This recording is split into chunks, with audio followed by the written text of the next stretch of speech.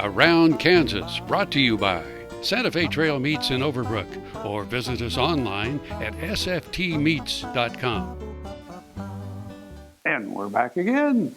Now that we were outside, we can kind of go inside. That's right. We can go get cozy now. And so this actually, the next place that we're going to talk about, the John Brown Cabin at Osawatomie, is actually setting in a park. So if it's nice, you can go walk around outside, and there's a beautiful John Brown statue there.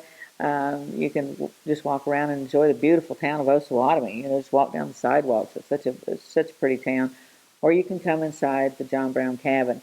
Now, I'll have to tell you, as a historian, of course, this is obviously one of my favorite places. When I first came to Kansas, ever how many years ago, the Historical Society was still downtown in the G.A.R. Memorial Hall.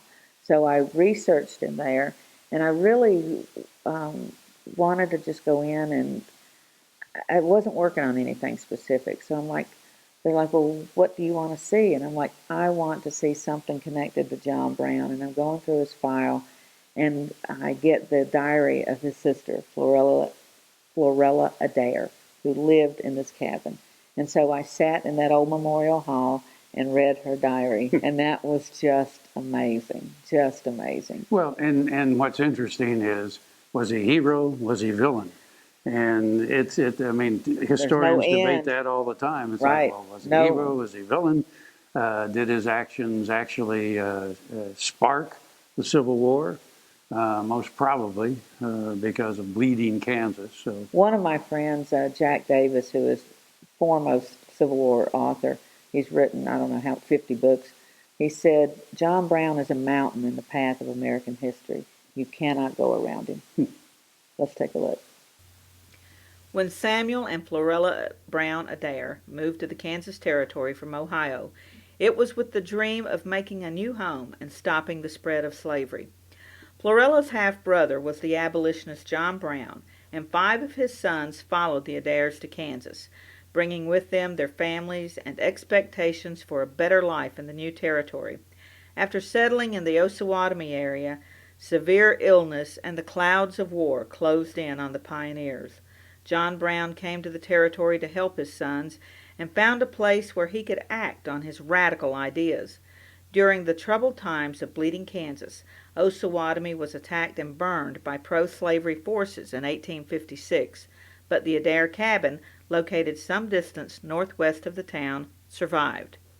The Congregational Meeting House, built by Adair, was dedicated in 1861 and still stands as well. The Civil War, when it came in 1861, separated the Adairs. Samuel served at Fort Leavenworth as military chaplain. Florella died in 1865. Following her death, Samuel returned to his church and cabin in Osawatomie. He helped establish the first insane asylum in Kansas, present-day Osawatomie State Hospital, giving his services voluntarily as chaplain for 11 years.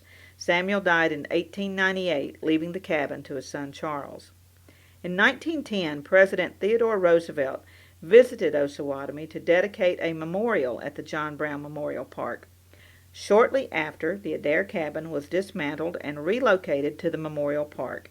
In 1928, the state of Kansas appropriated funds for a stone pergola to surround the cabin, protecting it from further deterioration.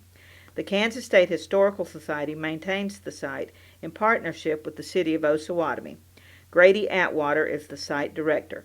Visit their website for upcoming events and exhibits.